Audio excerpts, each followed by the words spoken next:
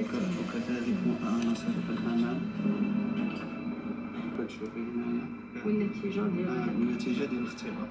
اول شيء كيجري التحقق منه داخل المختبر هو عناصر الامان اللي كتوفر عليها اي ورقه ديال الفلوس، واللي كتشكل من الخطوط والوان واشكال هندسيه وغيرها.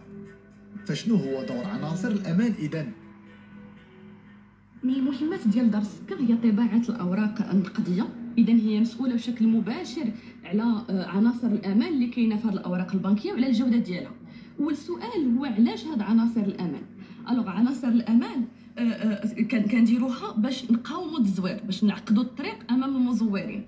ثانيا باش تكون المتانه ديالها عند التداول، باش تبقى صحيحه في التداول. المساله الثالثه هي باش تكون عندها سهوله التعرف من طرف المواطنين واليات الصرف. نقدروا نقولوا على ان عناصر الامان تتنقسم لثلاثه المستويات. المستوى الاول كنتعرفوا عليه بدون استخدام معدات. المستوى الثاني كانت معدات متطوره وحديثه بحال اللي عندنا في المختبر ديالنا. الخبره اللي كيجري اجراءها داخل مختبر دار السكر على اي ورقه ديال الفلوس تقدر تكشف حتى حقيقه الفلوس في حالات التلف، بحال مثلا الى تحرقات. كنتلقاو وثائق ولا اوراق بنكيه من اجل التاكد من الصحه ديالها.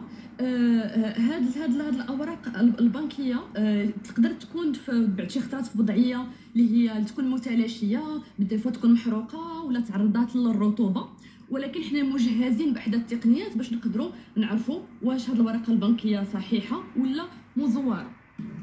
من مختبر دار السكر رجعنا مره اخرى للمختبر الوطني للشرطه العلميه، وبالضبط المصلحه الخاصه بتزوير الوثائق، واللي من بين مهامها التحقق من الاوراق الماليه اي الفلوس والتاكد من واش مزوره او صحيحه.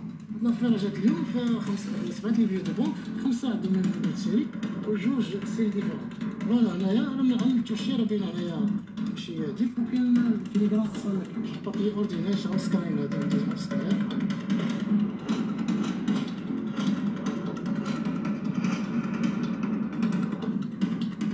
وصولنا للمكان صادف توصل المصلحه المختصه باوراق ماليه يعني الفلوس، واللي كتشكل من فئه 200 درهم وكلها مشكوك في امرها. هذه الافير جات من عند الشرطه القضائيه، فيها 7 لي بيو دو بونك، 5 من النمر السيري، وباين ملي مادام عندهم ما من النمر السيري سكي بيزار، لان حنا عارفين كل ورقه ماليه عندها نمر السيري، وديجا عملتو شي عرفناهم مزورين. وباش عرفناهم مزورين اجي نوريكم دابا تشوفوا معايا في لاباري شنو طيب. بطريقه علميه اجرى الكشف على حقيقه هاد الفلوس، والنتيجه كانت ان هاد الاوراق الماليه اللي من فئه 200 درهم مزوره، وهذا الفرق كيظهر بعد التشخيص. هذه رياجيو فلوريسونس هذا باش نتاكدوا باغ كومباريزون مع واحد البيو دو بونك صحيحه. عطيني شي بيو دو بونك مزيان عندك. وتحديد الفرق كيجري بعد مقارنه الفلوس المزوره والفلوس الحقيقيه. فرق واضح بزاف. هذا اللي كيبين لنا هاد لي بيي دوكو من 7 مزورين صافي دير بابي اوردينير كي رياجيو اون فلوريسونس مع لو في، الوغ كل بيي مزيانه ما كترياجيش وفيها اصلا دي زيفليشيو لا لوميير الترا فيولي. يعني فيما تشوفوا شي اوراق بحال هكا عرفوا هادو راهم مزورين. اي قضيه قبل وصولها للمختبر الخاص بعمليه التحقق من عمليه التزوير ديال الفلوس داخل المختبر الوطني للشرطه العلميه كتبدا من هذا المكان.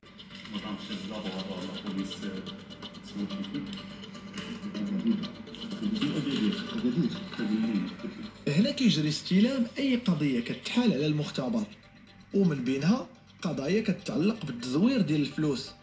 فشنو هو حجم هذا النوع من القضايا؟ دونك كيف ما قدرتوا تلاحظوا معنا هنا في مختبر الشرطه العلميه وبالضبط لا سيكسيون جيستيون دي سيري، دونك كيتم استقبال ديال عده انواع ديال القضايا. دونك ومن الملاحظ مؤخرا اننا ولينا تنستقبلوا عديد ديال القضايا ديال تزييف العمله. دونك من بعد استقبال ديال القضيه كاين ان نوتر ترافاي اللي تيدار على مستوى مختبر الشرطه العلميه وبالضبط عند الاخوان ديال مصلحه تزوير الوثائق اللي تيخدموا على هذا لو فولي هذا. دونك تيديروا واحد الخدمه كبيره اللي هما بالدور ديالهم حتى هما تيجاوبوا على هذيك الطلب او ليكري ديال ضابط الشرطه القضائيه. اذا بعد هذه المرحله فالقضايا المتعلقه بتزوير الفلوس كتحال مباشره على مصلحه تزوير الوثائق، وهي المصلحه اللي كتجري فيها عمليه الخبره للتاكد من صحه الفلوس موضوع الشك.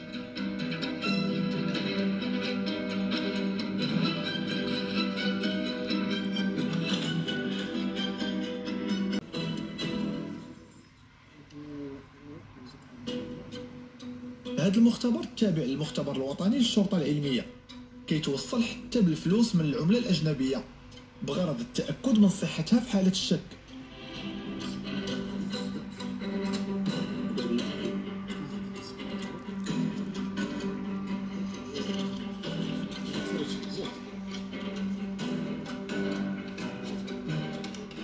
بعد عملية الفرز كتجري عملية احتساب القيمة المالية لمجموع هذه العملة الأجنبية المعروضة على الخبرة بغرض التحقق منها.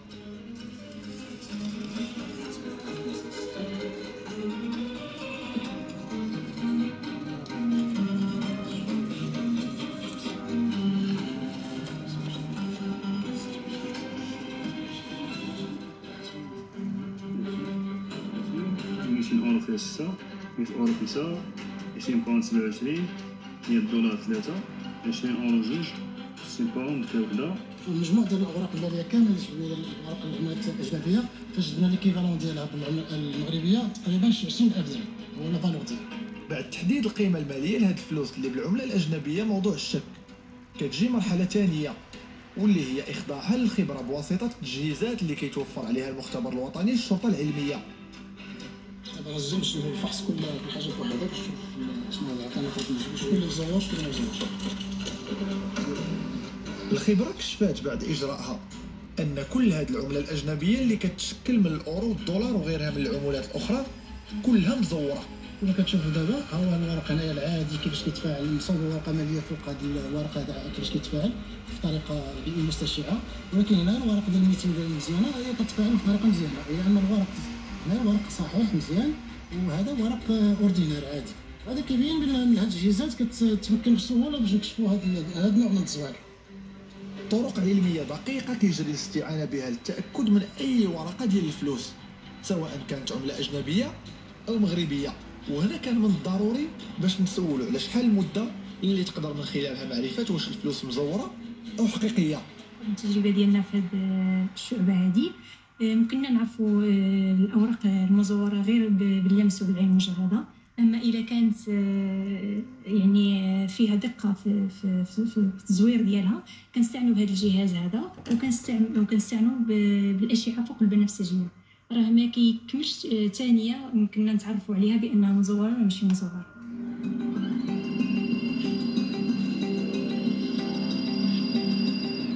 التجهيزات اللي كتوفر عليها المصالح المختصة كتسهل عملية التحقق من جميع أنواع الفلوس سواء كانت وطنية أو أجنبية، والأمر ما كيتطلبش الكثير من الوقت بل فقط بضع ثواني. خصو 10 سنين من عمري، يعني 10 سنين راه ما ساهلاش من العمر، راه كيتولدوا فيها ناس ويعيشوا فيها ناس ويكتشفوا فيها حوايج تلاقاو مع ناس. انا 10 سنين راه غندوزها وسط الحيوان، يعني رساله لاي واحد يفكر مليون الف مره قبل ما يدير شي حاجه اللي غتوصلوا لهاد البلاصه هادي وتهرب. يعني تسرق لي 10 سنين من عمره ما ساهلاش. 10 سنين راه انسان راه حنا في واحد العصر، عصر الاعلاميات، عصر الاتصالات، راه كتعيش كتغبر نهار كتلقى واحد اوبسيون تزادت في حياتك، ما بالك 10 سنين حتى الهضره غنلقاها تبدلات. يعني نصيحه لاي واحد يراجع راسو ويحاسب راسو قبل ما يتحاسب. 100 درهم و 200 درهم مي ما درت بها والو، ما بني على باطل فهو باطل، ما درت حتى شي حاجه والو. كنت كنزور باش نستعمل صافي فقط، كنت كنزور باش ننتحر، باش نخسر 10 سنين من عمري. هذه الحقيقه اللي خصو يعرفها اي واحد. كنت كنزور باش ندمر راسي، لقاش ديك الفلوس ما كنديزها حتى شي حاجه، ما عندها حتى شي معنى. اللي كيمشي ساهل كيمشي ساهل ولا يصح ولا صحيح.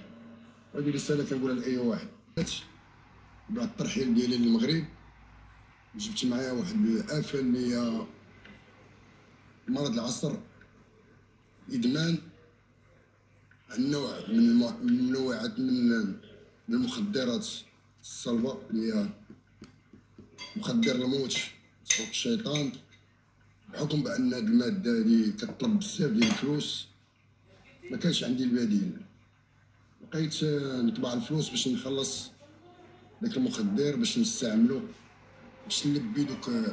واحد زعما عنده هاد التهمه هادي ديال التزوير وما عندوش علم كاع بها. كاين اللي مسكين ما عارفش، يكون غير بائع ولا هذا مثلا كيشد فلوس مزوره ما عارفش كيفاش يقلبها، كيبغي يروجها كيستقطع في هذا المشكل هذا ديال التزوير، هو ما عندوش كاع علم بهادشي.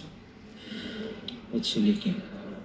زدنا تلاقيت بناس كاين اللي كيزور كاين اللي كيروج، والعقوبه ديالها ملي كتسول كيقول لك 10 سنوات، عقوبه كبيره شويه. اللي كيروجها كيقول لك حتى هو واحد السيد كنت تلاقيت به قال لي لقاو عنده غير شي 100 درهم مزوره، عطاوه 10 سنين.